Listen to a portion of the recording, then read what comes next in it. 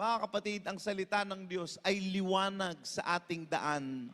Sino sa inyo may landas? Sino sa inyo may daan? Alam nyo ba kung saan kayo pupunta?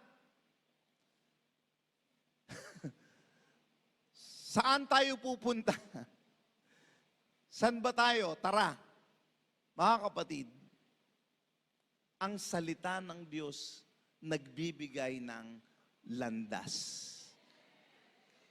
That the clarity of the Word of God tells you where to go.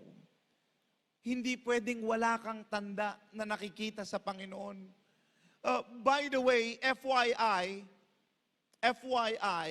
it's not only the wise man who can see the star. Everyone can see the star.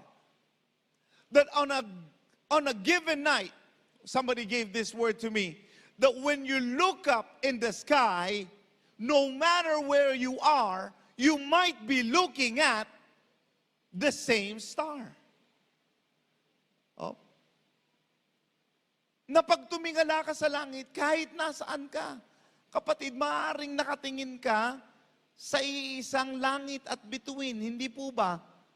Oh, sino sa inyo nakikita pa ang langit? Tumitingala pa sa langit. Oh? Mga kapatid,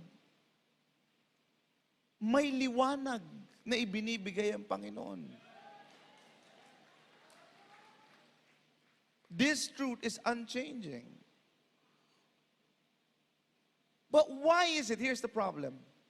I almost lost that. Bakit yung mga pantas lang ang nakakita ng tanda? If everyone can see the light and the star, yet only this wise man followed the star. Mga kapatid, here's the problem. You may be able to see and hear the Word of God for a very long time in the church.